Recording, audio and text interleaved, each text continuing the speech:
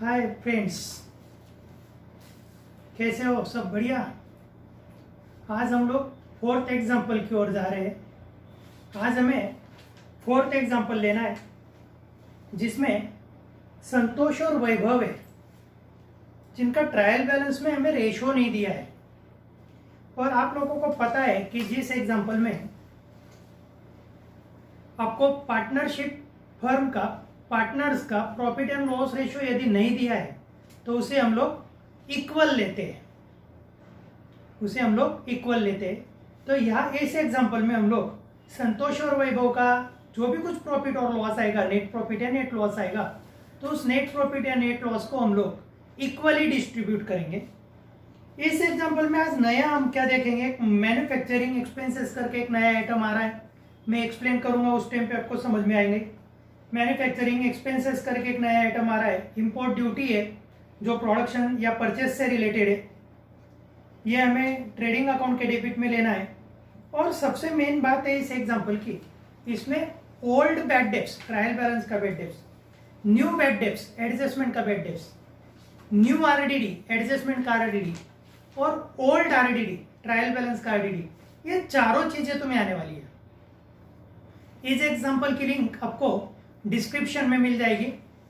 Link आप देख के एग्जांपल पहले ओपन करो, एग्जांपल नोटबुक में नोट डाउन करो और फिर मैं जिस तरीके से आपको हिंट दे रहा हूं उस हिसाब से उसे हिंट को नोट डाउन करो। तो चलो हम देखते हैं एग्जांपल में नया क्या है। इसके बाद इसमें गवर्नमेंट सिक्योरिटी यानी इन्वेस्टमेंट की एक हिडन एडजस्टमेंट है, वो भी हमें देखनी है। तो now we will start the. दोस्तों, हम लोग हमारे नेक्स्ट एग्जांपल की ओर चलते हैं। संतोष वैभव, इनका ट्रायल बैलेंस हमें दिया है 31 मार्च 2020 का है। हमें trading account, profit and loss account और बैलेंस शीट इस पे से बनाना है। सबसे पहले हमें कैपिटल दिया है संतोष और वैभव का। यह कैपिटल आएगा कैपिटल अकाउंट के क्रेडिट में, जिसे हम लोग सीसी बोलते हैं, कैपिटल अकाउंट के क्रेडिट में आएगा। उसके बाद आपको दिया है परचेसेस और सेल्स। तो आपकी जानकारी के लिए मैं बता दूं, परचेस की अमाउंट है 2,70,000 जो टीडी में आएंगी, और सेल्स की अमाउंट है 5,60,000 जो टीसी में आएंगी। उसके बाद आपको दिया है आइटम रिटर्न्स। मैं एक बार आपको फिर से रिपीट कर दूं, रिटर्न्स का जो कैलकुलेशंस है वो क्रॉस है। परचेस का रिटर्न क्रेडिट में है तो सेल्स का रिटर्न डेबिट में है। ये चीज़ आप पहले समझ में ले लो। 270 जो दिए है परचेस का, उसमें से हमें 3,000 लेस करना है, और 5,60,000 जो दिए है उसमें से हमें 5,000 रुपये लेस करना है। तो रिटर्न हमें दोनों दिए हैं। डेबिट का रिटर्न ये रिटर्न इनवर्ड होता है जिसे हम लोग सेल्स रिटर्न बोलते हैं, और क्रेडिट का रिटर्न ये रिटर्न आउटवर्ड होता है जिसे हम परचेस रिटर्न बोलते हैं। तो हम लोग अब यहाँ रिटर्न को एडजस्ट करेंगे। जो 5,000 है उस रिटर्न को हम लोग सेल्स में से लेस करेंगे। ये जो 5,000 है उसे हम लोग सेल्स में से लेस करेंगे, और जो 3,000 है उसे परचेस में से लेस करेंगे। मैन्युफैक्चरिंग एक्सपेंसेस है नेक्स्ट आइटम हमारा। देखते हैं हम लोग।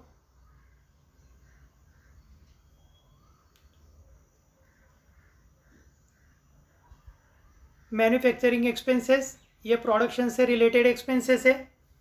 प्रोडक्शन से रिलेटेड एक्सपेंसेस हम टीडी में लेंगे। ओपनिंग स्टॉक हम टीडी में लेंगे, ट्रेडिंग अकाउंट के डेबिट में। इंपोर्ट ड्यूटी आज के एग्जांपल का आपका नया आइटम है। जो माल हम फॉरेन से मंगाते हैं, अदर कंट्री से मंगाते हैं, उस माल के ऊपर हमें टैक्स पे करना होता है, जिसे हम लोग इंपोर्ट ड्यूटी बोलते हैं। क्लियर कट है, परचेस किए हुए माल पर लगने वाला ये टैक्सेस है, ये ड्यूटी है, ये अमाउंट हमें परचेसिंग के ट्रांजैक्शन पे पेड करना है, इसलिए इसे हम डायरेक्ट एक्सपेंसेस बोलते हैं और इसे हम टीडी में लेंगे, ट्रेडिंग अकाउंट के डेबिट में। प्लांट एंड मशीनरी, हमारा बिजनेस चलाने के लिए, प्रोडक्शन के लिए अलग अलग मशीनरी हमें लगती है, ये हमारी एसेट होती है, इसे हम बैलेंस शीट के एसेट में लेंगे। लैंड एंड बिल्डिंग भी हमारी फिक्स एसेट है, हमारी ज़मीन है, हमारी बिल्डिंग है जिसमें ऑफिस होगा, गोडाउन होगा, शोरूम होगा, जो भी कुछ है ये हमारी एसेट है। लैंड एंड बिल्डिंग भी हम लोग एसेट में लेंगे। उसके बाद आपको फर्नीचर एंड फिक्सचर्स दिया है, टेबल होगी, कुर्सी होगी, कैबिन होगा, पार्टीशन किया होगा, ऑफिस का जो भी कुछ फर्नीचर है या इलेक्ट्रिक एसेसरीज़ है उसे हम फर्नीचर एंड फिक्सचर्स बोलते हैं, ये भी हमारी फिक्स एसेट है, इसे भी हम लोग बैलेंस शीट के एसेट में लेंगे। अभी आपको फ्रेट दिया है, फ्रेट ये कैरियर्स का सब्स्टिट्यूट वर्ड है, फ्रेट ये कैरियर्स का सब्स्टिट्यूट वर्ड है। कैरियर्स और फ्रेट दोनों एक ही मीनिंग रखते हैं जिसमें ट्रांसपोर्टेशन होता है। फ्रेट जो हम पब्लिक ट्रांसपोर्टेशन से कोई चीज़ मंगाते हो उसके लिए पर्टिकुलर हम फ्रेट ये वर्ड यूज़ करते हैं। फॉर एग्ज़ाम्पल मैंने कुछ एटम दिल्ली से बाय पोस्ट मंगाए तो उसे मैं फ्रेट बोलूँगा। बाय ट्रेन, बाय बस मंगाए होगे, बस पार्सल से, तो उसे मैं फ्रेट ये वर्ड यूज़ करूँगा। और हमारे कोई साधन से हम मंगाते हैं, प्राइवेट ट्रांसपोर्टेशन से हम मंगाते हैं, तो उसे जनरली हम लोग कैरियर्स बोलते हैं। ये सिंपल फ़र्क है, फ्रेट और कैरियर्स दोनों सेम है, तो हम लोग यहाँ फ्रेट ले रहे हैं। फ्रेट ये हमारा परचेसिंग से रिलेटेड एक्सपेंडिचर है, ये हमारा डायरेक्ट एक्सपेंसेस है, इसे हम लोग ट्रेडिंग के डेबिट में लेंगे। दूसरी बात ये है कि फ्रेट के भी दो टाइप है, फ्रेट इनवर्ड है और फ्रेट आउटवर्ड है। फ्रेट इनवर्ड ये परचेस से रिलेटेड है, फ्रेट आउटवर्ड ये सेल्स से रिलेटेड है। यहाँ पर हमें फ्रेट के बारे में कुछ नहीं दिया है, इसलिए हम इसे फ्रेट इनवर्ड मान के ट्रेडिंग के डेबिट में लेंगे। नेक्स्ट आइटम, दो आइटम का आ गया है वापस, सन्ड्री डेटर्स और क्रेडिटर्स। डेबिट की अमाउंट हमारी डेटर्स होगी और क्रेडिट की अमाउंट हमारी क्रेडिटर्स होगी। सन्ड्री डेटर्स ये हमारे कस्टमर से हमारी लेना अमाउंट है, ये हमारी करंट एसेट है, उसे हम बैलेंस शीट के एसेट में लेंगे। और क्रेडिटर्स ये हमारा सप्लायर को देना है, इसे हम बैलेंस शीट के लाइबिलिटीज़ को लेंगे। क्रेडिटर्स हम लाइबिलिटीज़ को लेंगे और डेटर्स हम एसेट्स में लेंगे।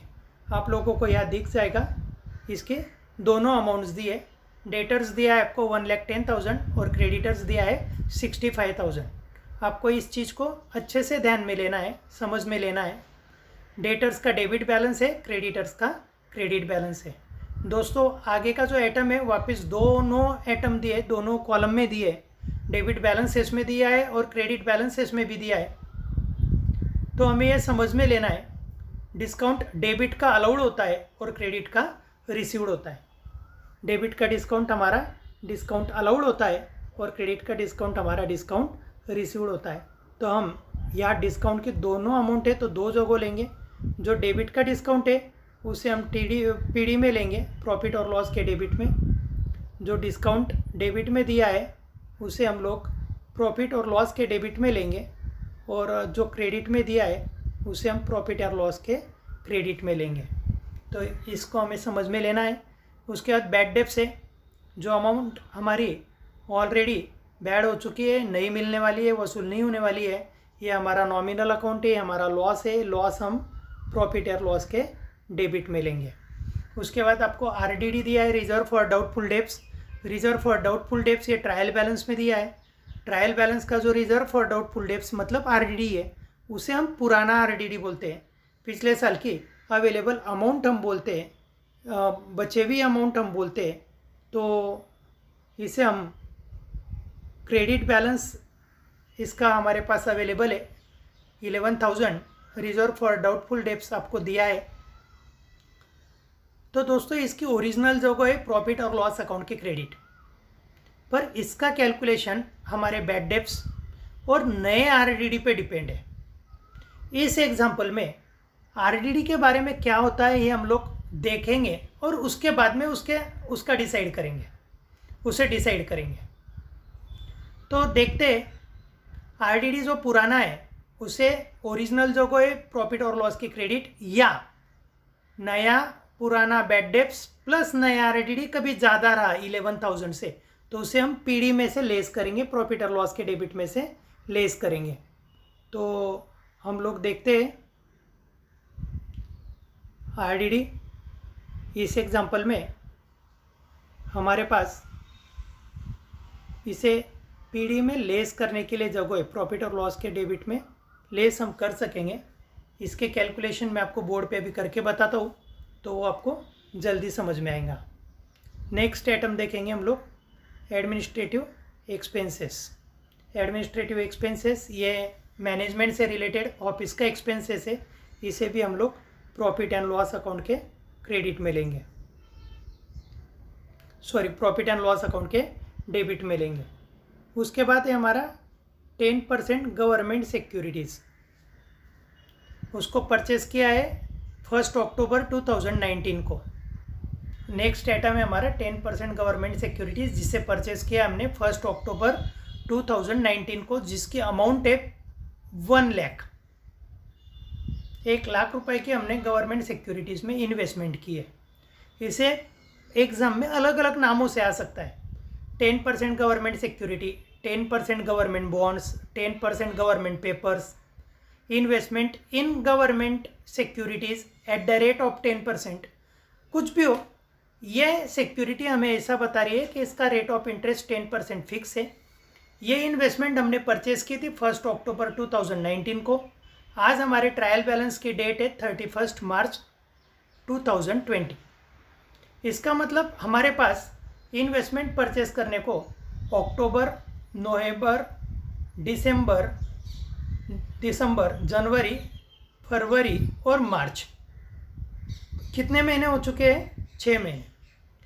तो ये फिक्स इंटरेस्ट बेयरिंग सिक्योरिटी है, जिस पे हमें डिक्लेयर किए हुए रेट में इंटरेस्ट मिलने ही वाला है। और ये जो इंटरेस्ट है ये पर एनम इंटरेस्ट होता है। तो हमें 6 महीने का इंटरेस्ट कितना मिलेगा, इसका कैलकुलेशन हम अभी बोर्ड पे देखते हैं। हाँ, तो देखो दोस्तों, हमें 10% गवर्नमेंट सिक्योरिटीज दी है 1 लाख रुपए, जो हमारी इन्वेस्टमेंट है उसकी कीमत है 1 लाख रुपए। उसका रेट ऑफ इंटरेस्ट आपको दिया है 10%। ये जो रेट ऑफ इंटरेस्ट होता है ये पर एनम होता है, हर साल का होता है। 10% आपको 100 रुपए पे 10 रुपए 1 साल का ब्याज मिलने वाला है। अभी हमारी इन्वेस्टमेंट करके कितना पीरियड हुआ है हम देखेंगे। हमने इन्वेस्टमेंट की थी 1 अक्टूबर 2018 को, 1/10/2019 को हमने इन्वेस्टमेंट की थी, और हमारा ये अकाउंट क्लोज हो रहा है 31/3/2020 को। तो अक्टूबर, नवंबर, दिसंबर, जनवरी, फरवरी और मार्च, ये हो रहे हमारे 6 महीने। जब हमारी इन्वेस्टमेंट को 6 महीने हुए तो कोई भी कंपनी हमें 12 महीने का इंटरेस्ट नहीं देंगी, तो हमें इंटरेस्ट भी मिलेगा 6 महीने का। तो अमाउंट ऑफ इंटरेस्ट क्या आएंगी वो देखते हैं हम लोग। Amount of interest principal amount पे आएंगी 1 लाख पे। रेट ऑफ इंटरेस्ट आएगा 10%, 10/100, और फिर पीरियड आएगा 6/12, जिसके हमने 2 जीरो कट किए, या फिर 1 जीरो यहाँ का और 1 जीरो यहाँ का कट किया। 6 दूना 12, ये 2, और 10,000 को 2 से यदि हम डिवाइड करते हैं तो वो अमाउंट आ रही है हमारी 5,000 रुपये। तो आपका इंटरेस्ट ऑन इन्वेस्टमेंट हो रहा है 5,000। ये निकालने के बाद में हम सबसे पहले एक काम करेंगे कि ट्रायल बैलेंस के क्रेडिट पे चेक करेंगे कि इंटरेस्ट दिया है या नहीं दिया है। यदि हमें मिल चुका है तो ट्रायल बैलेंस में जरूर दिखेगा, और यदि हमें नहीं मिला है तो ट्रायल बैलेंस में नहीं दिखेगा। तो इस एग्जांपल में ट्रायल बैलेंस के बारे में, ट्रायल बैलेंस में इंटरेस्ट के बारे में एक भी आइटम नहीं है। इसका मतलब ये है कि हमारा ये इंटरेस्ट ड्यू है बट नॉट रिसीव्ड है, जिसे हम आउटस्टैंडिंग भी बोल सकते हैं या एक्रूड इंटरेस्ट भी बोल सकते हैं। इसे हम लोग एक्रूड इंटरेस्ट भी बोल सकते हैं या आउटस्टैंडिंग इंटरेस्ट भी बोल सकते हैं। तो इसका एक इफेक्ट है, ये हमारा इनकम है, इनडायरेक्ट इनकम बोलते हैं हमें, सेल्स से अलग इनकम है, इसलिए इसे हम इनडायरेक्ट इनकम बोलते हैं। और इनडायरेक्ट इनकम हम लोग प्रॉफिट एंड लॉस अकाउंट के क्रेडिट में लेंगे, और ये अमाउंट हमें रिकवर करना है गवर्नमेंट से। ये इंटरेस्ट की अमाउंट हमें कलेक्ट करनी है, ये हमारी एसेट है। इसके लिए इसका सेकंड इफेक्ट बैलेंस शीट के एसेट में होगा। इसको दो ऑप्शन है, इसे यदि आप करंट एसेट मानते हो तो करंट एसेट में सेपरेट लिखो, और इसे यदि आप इन्वेस्टमेंट में ऐड करना चाहते हो तो आप 10% गवर्नमेंट सिक्योरिटी में ऐड कर सकते हो। बैलेंस शीट के एसेट में 10% गवर्नमेंट सिक्योरिटी में ऐड किया तो भी चलेगा, और बैलेंस शीट के एसेट में करंट एसेट्स के एड में सेपरेट लिखा तो भी चलेगा। तो मैं एक बार रिपीट करता हूँ, हमारी इन्वेस्टमेंट है 1 लाख, जिसका रेट ऑफ इंटरेस्ट है 10%। जो इन्वेस्टमेंट करने मुझे हो गए 6 महीने, 6 महीने का मुझे इंटरेस्ट मिलने वाला है 5000। ये इंटरेस्ट मैंने चेक किया profit and loss account, trial balance के क्रेडिट में। ट्रायल बैलेंस के क्रेडिट में इंटरेस्ट मुझे नहीं दिखा, इसका मतलब है कि पूरा के पूरा इंटरेस्ट मेरा जो है ये एक्रूड है, ड्यू है बट नॉट रिसीव्ड है। उसे हम लोग आउटस्टैंडिंग भी बोल सकते हैं। उसके दो इफेक्ट हो गए, एक होगा प्रॉफिट एंड लॉस अकाउंट के क्रेडिट में और दूसरा होगा बैलेंस शीट के एसेट में। इससे आप करंट एसेट मानोगे तो इसे सेपरेट लिखो, और इन्वेस्टमेंट में ऐड करना चाहो तो इन्वेस्टमेंट में ऐड करो। दोनों ऑप्शन इसमें आपको चलने वाले हैं। वेजेस एंड सैलरीज, दोस्तों आप लोगों को पता है वेजेस से प्रोडक्शन से रिलेटेड एक्सपेंसेस है, सैलरी है ऑफिस से रिलेटेड एक्सपेंसेस है। वेजेस की रियल जगह है ट्रेडिंग अकाउंट की डेबिट, और सैलरी की रियल जगह है प्रॉफिट एंड लॉस अकाउंट की डेबिट। तो फिर हमने क्या करना है, एक आइटम तो ट्रेडिंग के डेबिट का है, एक आइटम प्रॉफिट एंड लॉस के डेबिट का है। ऐसे वक्त हम लोग जो फर्स्ट आइटम होता है उसी के बेस पे इस अमाउंट को ट्रांसफ़र करते हैं। जैसे इस एग्जांपल में वेजेस एंड सैलरीज दिया है, इसलिए हम इसे ट्रेडिंग अकाउंट के डेबिट में लेंगे। इसे हम लोग ट्रेडिंग अकाउंट के डेबिट में लेंगे। यदि हमें सैलरीज एंड वेजेस दिया होता, यदि हमें सैलरीज एंड वेजेस दिया होता तो ये आइटम हम पीडी में लेते थे, ये आइटम हम लोग प्रॉफिट एंड लॉस अकाउंट के डेबिट में लेते थे। अभी आपको दिया है वेजेस एंड सैलरीज, इसका मतलब इसमें वेजेस का पोर्शन ज़्यादा है और जो सैलरी है वो भी प्रोडक्शन से रिलेटेड हो सकती है, इसलिए इस आइटम को उन्होंने मिक्स किया है, एक साथ किया है। तो इसे हम लेंगे ट्रेडिंग अकाउंट के डेबिट में। कैश इन हैंड ये हमारी करंट एसेट है, इसे हम लोग बैलेंस शीट के एसेट में लेंगे। उसके बाद आपको दिया है cash at bank, cash at bank भी हमारी करंट एसेट है, इसे भी हम लोग लेंगे बैलेंस शीट के एसेट में। उसके बाद दिया है आपको last item selling and distribution expenses, बिक्री से रिलेटेड या माल कस्टमर तक पहुंचाने के लिए लगने वाले खर्चे को हम डिस्ट्रीब्यूशन एक्सपेंसेस बोलते हैं। सेलिंग से रिलेटेड कोई भी खर्चा हो इसे हम लोग प्रॉफिट एंड लॉस अकाउंट के डेबिट में लेते हैं। तो दोस्तों मुझे लगता है कि एटम्स ये सब आपको समझ गए होंगे। सिर्फ एक एटम की मैंने आपको पूरा डिक्लेरेशन नहीं किया है जिसका नाम है RDD। तो RDD की एडजस्टमेंट जब आएंगी जब मैं उसे अच्छे से आपको समझाने की कोशिश करता हूँ। फर्स्ट एडजस्टमेंट आपको दी है on 31 March 2020 stock is valued at ₹48,000। 31 मार्च 2020 को हमारे पास 48,000 का स्टॉक है, जिसके हम लोग हमेशा दो इफेक्ट करते हैं। ये अब आप किसी को बताने की ज़रूरत नहीं है, ट्रेडिंग अकाउंट के क्रेडिट में और बैलेंस शीट के एसेट में।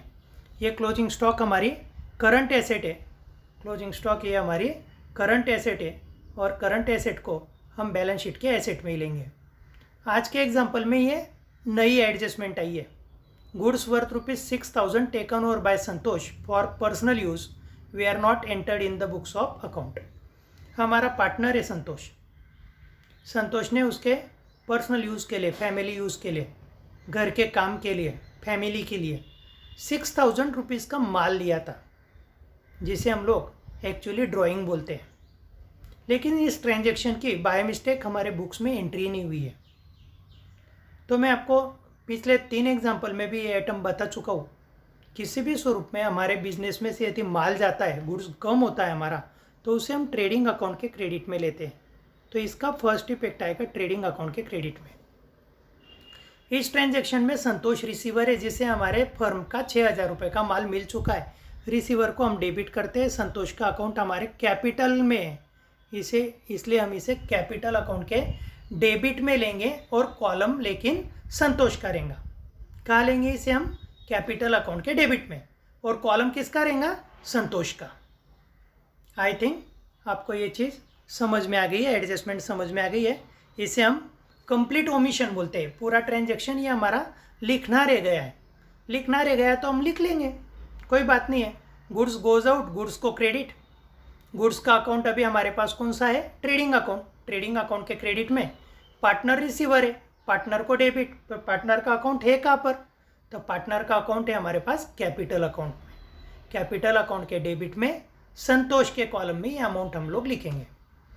ऑडिट फी है आउटस्टैंडिंग 8,000 रुपये। जैसा मैंने देखा ट्रायल बैलेंस में ऑडिट फी तो मुझे कोई कहीं दिखी नहीं, पर सीधी एडजस्टमेंट में आई है। तो इसका मतलब पूरी के पूरी जो ऑडिट फी इस साल की वो हम लोगों ने अभी तक पे ही नहीं की है। पे ही नहीं की, इसके लिए उसे ट्रायल बैलेंस में नहीं आया है। ट्रायल बैलेंस में नहीं आया है तो उसे हम छोड़ देंगे, ऐसी तो कोई बात है नहीं। तो अब इसके हम लोग दो इफेक्ट करेंगे ऑडिट पे आउटस्टैंडिंग के। फर्स्ट इफेक्ट करेंगे पीडी में, प्लेन ले लेंगे उसको प्रॉफिट एंड लॉस के डेबिट में, क्योंकि ऑडिट फी हमारा खर्चा है। और सेकंड इफेक्ट, ये अमाउंट हमें ऑडिटर को देना है इन फ्यूचर, और जो हमारा देना है वो हमारी लाइबिलिटी होती है। ये रूल अभी आपको समझ में आ चुका होगा, इसलिए इसका एक इफेक्ट होगा प्रॉफिट एंड लॉस अकाउंट के डेबिट में, और दूसरा इफेक्ट होगा बैलेंस शीट के लाइबिलिटी में। तो दोस्तों मैं नेक्स्ट एडजस्टमेंट की ओर जाता हूँ, जो एडजस्टमेंट हमारे लिए काफ़ी इम्पॉर्टेंट है, ज़रूरी है। बहुत से बच्चों को इसे समझाने के बाद भी जल्दी नहीं समझ आती है। ऐसे तो ये हर एग्जाम्पल में लगभग प्रोबेबली आती है। बैड डेब्ट्स भी दिया है और आरडीडी भी दिया है। तो बैड डेब्ट्स और आरडीडी हम बैलेंस शीट के एसेट में डेटर्स में से लेस करेंगे। पहले बैड डेब्ट्स लेस करेंगे और उसके बाद आरडीडी लेस करेंगे, और इसका सेकंड इफेक्ट हम लोग लॉस होने की वजह से प्रॉफिट एंड लॉस अकाउंट के डेबिट में लेंगे। इसको मैं बोर्ड पे आपको अच्छे से समझा के देता हूँ, उस टाइम पे इसे हम समझ में लेते हैं। तो दोस्तों हमें एडजस्टमेंट नंबर 4 को समझ में लेना है, जिसमें हमें बैड डेब्ट्स की अमाउंट 10,000 और 5% आरडीडी बोला है। और यदि हम लोग ट्रायल बैलेंस को देखते हैं तो ट्रायल बैलेंस में भी 2,000 रुपये बैड डेब्ट्स है और 11,000 रुपये आरडीडी है। तो यहाँ एक चीज है, सबसे पहले आप क्या करो कि ट्रायल बैलेंस के डेप्टर्स की अमाउंट एसेट में ले लेंगे।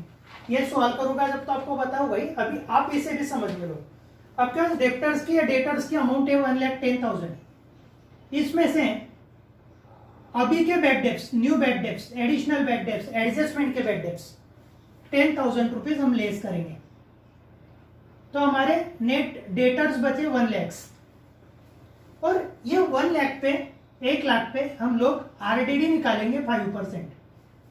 मैंने आपको कल भी बताया था कि 1 लाख के ऊपर का आरडीडी निकालते वक्त एक जीरो कट करेंगे और आधी अमाउंट करेंगे, यानी 10,000 को आधा करेंगे तो 5,000 हो जाएंगे। तो ये हमारा आरडीडी आ गया 5,000 रुपये। तो अब प्लेनली एग्जाम्पल में क्या दिया है क्या नहीं दिया है वो देखो मत। अब सीधा डेप्टर्स लो, एडजस्टमेंट के बैड डेब्ट्स लेस करो, एडजस्टमेंट का आरडीडी लेस करो, और दिमाग में इतना ही रखो कि ये दोनों हमें और एक एक इफेक्ट करना है, क्योंकि एडजस्टमेंट में ये ट्रांजैक्शन रिकॉर्ड करना है जिसके हमारे कितने इफेक्ट होने वाले हैं? 2 इफेक्ट होने वाले हैं। तो मैंने डेप्टर्स में से पहले ये बैड डेब्ट्स लेस किया, फिर आरडीडी लेस किया। अब मैं चलता हूँ ट्रायल बैलेंस के बैड डेब्ट्स और आरडीडी के। तो जो ट्रायल बैलेंस का बैड डेब्ट्स है वो भी तो नॉमिनल अकाउंट है, वो भी तो लॉस है। तो वो लॉस में पहले प्रॉफिट एंड लॉस अकाउंट के डेबिट में लूंगा। उसमें ये और मेरे 10,000 रुपये ऐड हो रहे हैं, उसे मैं एडिशनल बैड डेब्ट्स करके ऐड करूंगा। मेरा ऑलरेडी 2,000 का लॉस था, अभी और 10,000 का लॉस हो रहा है, मेरा दोनों मिलकर लॉस हो रहा है 12,000 का। ये जो मेरे फ्यूचर में पैसे डूबने की मुझे जो संभावना लग रही है 5,000, ये भी लॉस है, जिसे मैं न्यू आरडीडी बोलूंगा। ये भी मैंने ऐड किए। अब मेरे पास अमाउंट हो गई एक्सपेक्टेड लॉस की 17,000।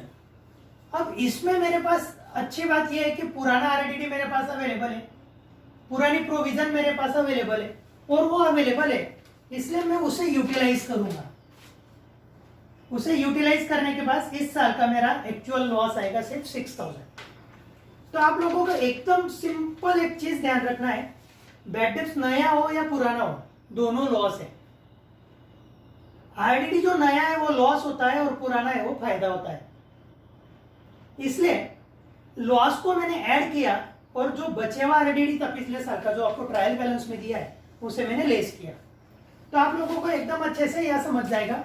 ये देखो इसका एक इफेक्ट है, ये बैड डेब्ट्स का एक इफेक्ट है और ये आरडीडी का एक इफेक्ट है, क्योंकि ये ट्रायल बैलेंस में दिए। और जो एडजस्टमेंट के बैड डेब्ट्स है, ये बैड डेब्ट्स के देखो 2 इफेक्ट है और इस आरडीडी के भी 2 इफेक्ट है, एसेट में से लेस और पीडी में। तो मुझे लगता है अब आपको बैड डेब्ट्स को डरने की जरूरत नहीं है। आपको करना क्या है, पुराना बैड डेब्ट्स, नया बैड डेब्ट्स, नया आरडीडी, तीनों लॉस है, इसे एक साथ करना है। और उसमें यदि आपके पास पुराना आरडीडी है, ट्रायल बैलेंस का आरडीडी है जो क्रेडिट में दिया है, उसे लेस करना है। तो आई थिंक ये आपको समझ जाएगा। ठीक है, next, depreciate plant and machinery and land and building at 10%। इसे हम बीएमए से लेस करेंगे और हमारा एक्सपेंडिचर है इसलिए इसे प्रॉफिट एंड लॉस अकाउंट के डेबिट में लेंगे। तो चलो इस एग्जांपल को हम बोर्ड पे छुड़ाते हैं। हम लोग एग्जांपल सॉल्व करते हैं। सबसे पहले हमें संतोष वैभव का कैपिटल दिया है 2-2 लाख रुपए। कैपिटल लाइबिलिटी का बैलेंस है, क्रेडिट बैलेंस है, क्रेडिट में लिखूंगा। संतोष के कॉलम में 2 लाख, वैभव के कॉलम में 2 लाख। उसके बाद आपको परचेज दिए 2,70,000 रुपए और क्रेडिट में रिटर्न दिए, देखो आप उसके नेक्स्ट क्रेडिट पे रिटर्न दिए 3,000, 30,000, 2,67,000 हमारे परचेज की अमाउंट आ गई। सेल्स की अमाउंट दी है हमें 5,60,000 और डेबिट में इसका रिटर्न दिया है, रिटर्न की अमाउंट डेबिट कॉलम में 5,000। तो इसकी अमाउंट हमारे पास रह गई 5,55,000। उसके बाद मैन्युफैक्चरिंग एक्सपेंसेस 21,500 जिसपे हमें कोई एडजस्टमेंट नहीं दी है। मैन्युफैक्चरिंग एक्सपेंसेस उसकी अमाउंट दी है 21,500, वो ले ली मैंने। ओपनिंग स्टॉक दिया 30,000 ट्रेडिंग अकाउंट के डेबिट में।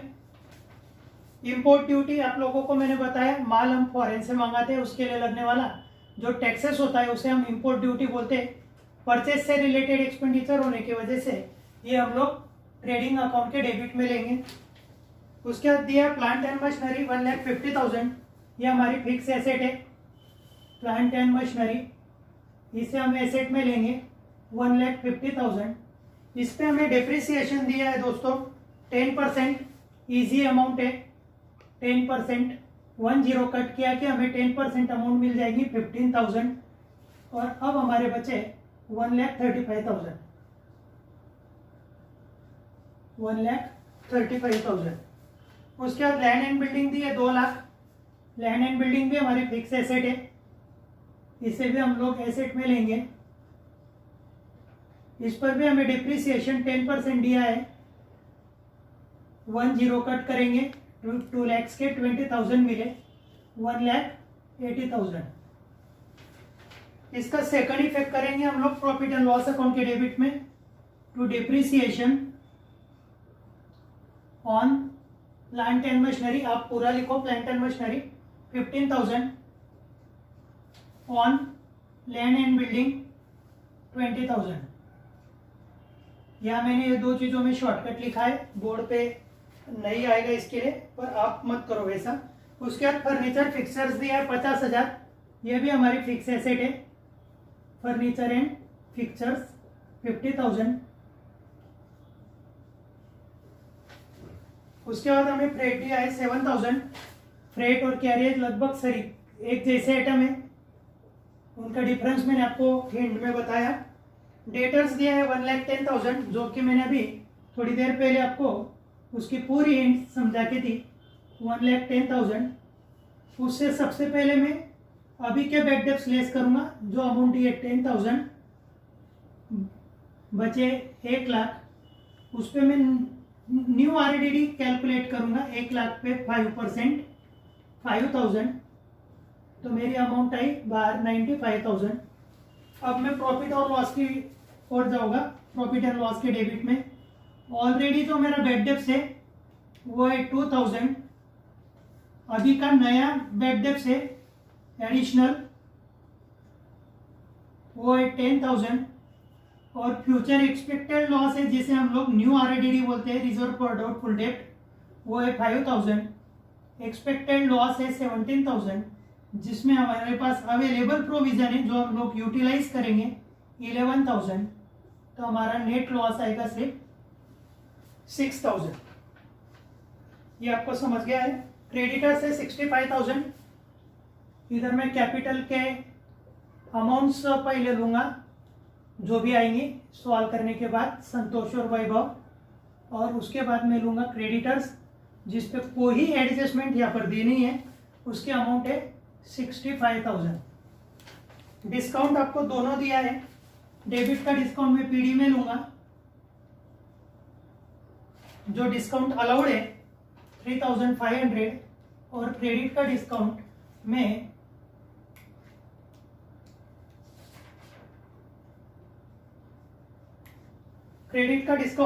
मैं पीसी में लूंगा, प्रॉफिट और लॉस के क्रेडिट में, जिसे मैं एक्चुअली डिस्काउंट रिसीव्ड करके लिख सकता हूं 4,500। उसके बाद बैड डेब्ट्स हो गया, आईडीडी हो गया। एडमिनिस्ट्रेशन एक्सपेंसेस है 25,000। प्रॉफिट एंड लॉस के डेबिट में लूंगा मैं एडमिनिस्ट्रेशन एक्सपेंसेस जिसके अमाउंट है 25,000। मैनेजमेंट एक्सपेंसेस है। उसके बाद है 10% गवर्नमेंट बॉन्ड्स, 10% गवर्नमेंट सिक्योरिटीज, इसे मैं फिक्स एसेट के नीचे लूंगा 1,00,000। और उसके ऊपर एक्रूड इंटरेस्ट है जिसके एडजस्टमेंट मैंने आपको अच्छे से समझा के दी 5,000। आप वीडियो शुरू से लास्ट तक बराबर देखो तो ही एग्जाम्पल समझेगा। शुरुआत की बाद में बंद कर दिया, बीच में से देखने लगे या लास्ट में देखने लगे तो आपको कुछ समझ में नहीं आएगा। उसे पूरे अच्छे से देखो। वेजेस एंड सैलरीज है 10,000। वेजेस आगे, इसके लिए हम इसे ट्रेडिंग के डेबिट में लेंगे जिसपे कोई एडजस्टमेंट नहीं है। कैश इन हैंड है 2,500, ये हमारी फिक्स एसेट है। Cash in hand 2,500 current assets है, मैंने शायद फिक्स बोला। Cash at bank 22,500, cash at bank 22,500। Selling and distribution expenses 30,000। Selling and distribution 30,000। Adjustment है क्लोजिंग स्टॉक की ट्रेडिंग अकाउंट के क्रेडिट में। क्लोजिंग स्टॉक दिया है आपको 48,000। एसेट में लूंगा मैं क्लोजिंग स्टॉक 48,000। एडजस्टमेंट है, ये दो इफेक्ट हो गए। Goods worth ₹6,000 taken over by Santosh. Trading के क्रेडिट में goods goes out, goods taken by Santosh. Goods taken by Santosh की एडजस्टमेंट है नेक्स्ट हमारी। Goods taken by Santosh, goods goes out trading के क्रेडिट में। संतोष रिसीवर है, संतोष के डेबिट में। टू गुड्स टेकन लिखा तो भी चलेगा, ड्राइंग्स लिखी तो भी चलेगा। ड्राइंग्स ज्यादा सुटेबल है। संतोष के कॉलम में 6,000 संतोष का है तो हम संतोष को ही लेंगे 6,000। ऑडिट फी आउटस्टैंडिंग 8,000 जो ट्रायल बैलेंस में है ही नहीं, पर यह भी हमारा एक्सपेंसेस है, इसलिए हम इसे प्रॉफिट एंड लॉस के डेबिट में सेपरेट लेंगे 8,000। और ये अमाउंट देना है इसलिए इसे लाइबिलिटी में भी लेंगे। आउटस्टैंडिंग ऑडिट फी 8,000। 2,000 और बैड डेब्ट्स की और आईडीडी की एडजस्टमेंट हो गई और डेप्रिसिएशन की एडजस्टमेंट हो गई। तो देखो मैंने एक एक आइटम बराबर पुटअप किया, जिस पे एडजस्टमेंट थी उसके दो इफेक्ट किए। और अब हम लोग अकाउंट्स क्लोज करेंगे। सबसे पहले हम क्लोज करेंगे ट्रेडिंग अकाउंट। देखो आप लोगों को आज एक डिफरेंस दिखता होगा, मैंने अमाउंट में 3 कॉलम किए, 3 फिगर्स आ जाएगी, 2 आएगी और फिर 2 आएगी। तो छोटे से तुम लोग का भी कॉलम कर लो तो आपको टोटल करने में दिक्कत कम आएगी। लास्ट में 3 0, 11 और 8 9, 6 और 4 10, 6,09,000। ये हमारी टोटल है। अब मैं निकालूंगा यहाँ ग्रॉस प्रॉफिट।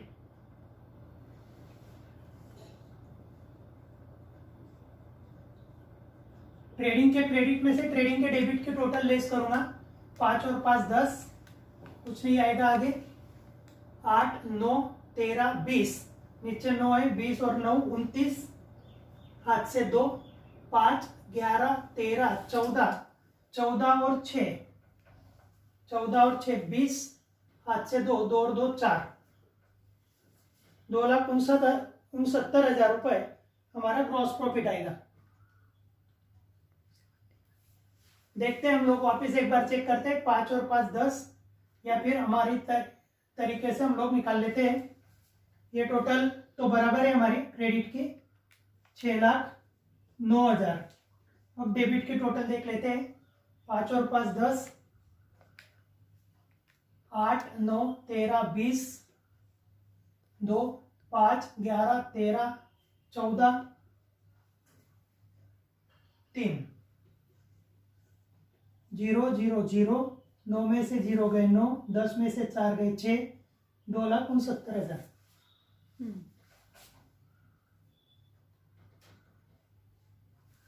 हमारा ग्रॉस प्रॉफिट पहले मेथड से भी वही आया जो मैंने शॉर्टकट निकाला था, और इस मेथड से भी वही आया। तो ग्रॉस प्रॉफिट हम लोग ट्रांसफर करेंगे प्रॉफिट और लॉस अकाउंट के क्रेडिट में। ये ट्रांसफर किया मैंने 2,69,000। अब मैं निकालूंगा नेट प्रॉफिट। जो नेट प्रॉफिट दोनों पार्टनर्स के बीच हम लोग इक्वल डिस्ट्रीब्यूट करेंगे। ये टोटल आई 5 9 4 13, 6 और 1 7, 2,73,500। ठीक है दोस्तों, हमारी सब एडजस्टमेंट हो गई। मैंने सबके दो इफेक्ट किए कि नहीं किए वो देखा, पर ये जो हिडन एडजस्टमेंट है ये हमें तकलीफ देती है। ये देखो 1,00,000 रुपए गवर्नमेंट सिक्योरिटी, उसका 5,000 इंटरेस्ट है। इसका एक इफेक्ट में ले चुका हूँ, पर सेकंड इफेक्ट मेरा रह गया था। तो ये समझ में आ गया तो ठीक है, नहीं समझ में आया तो हमारा डिफरेंट आएगा। तो ये 5,000 में यहाँ लेता हूँ। तो इसकी टोटल अब मेरी आएगी प्रॉफिट एंड लॉस अकाउंट के क्रेडिट की 270 73 78 500, और मेरा नेट प्रॉफिट आएगा 2,01,71,000। मेरा नेट प्रॉफिट आएगा 1,71,000। ये नेट प्रॉफिट मैं दोनों को इक्वली डिस्ट्रीब्यूट करूंगा, संतोष को भी और वैभव को भी। या मेरे हाथ से इंटरेस्ट ऑन इन्वेस्टमेंट लेना रह गया था, तो पहला मेरा प्रॉफिट जो है वो थोड़ा गलत हो गया। एक चीज भी आपकी रह गई तो एग्जांपल टैली होने वाला नहीं है। 1,71,000 85,500, उसका एक हिस्सा आ रहा है 85,500।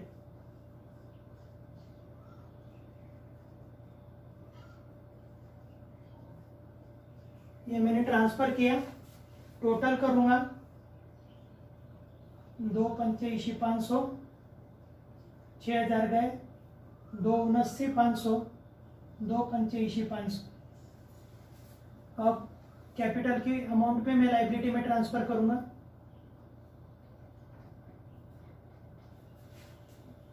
279,500, 285,500, और अब मेरी टोटल आ रही है 6,38,000 बराबर है।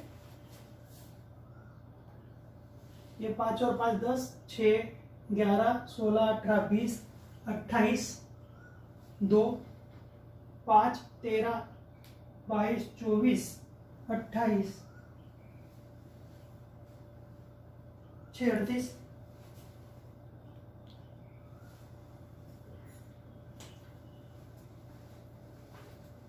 देखो दोस्तों, पूरा एग्जांपल आपके सामने है। एग्जांपल बड़ा होने की वजह से राइटिंग में इससे बड़ी नहीं कर सकता हूँ, फिर भी मैं यहाँ सबको डिस्क्रिप्शन में इसकी लिंक शेयर करने की कोशिश करता हूँ। सॉल्व प्रॉब्लम, उसे आप बाद में देखो। सबसे इस एग्जांपल की खासियत है, इसमें आपको नया आरडीडी, पुराना आरडीडी, नया बैड डेब्ट्स, पुराना bad debts, interest on investment की hidden adjustment, manufacturing expenses, import duty जैसे नए आइटम आप लोगों को दिए। गुड्स टेकन बाय पार्टनर की फर्स्ट टाइम, अभी अपने लेक्चर्स में फर्स्ट टाइम वो एडजस्टमेंट्स आई है, तो ये सभी चीजें आप लोगों को समझ में आ गई होगी। मिलते हैं हम नेक्स्ट एग्जांपल में।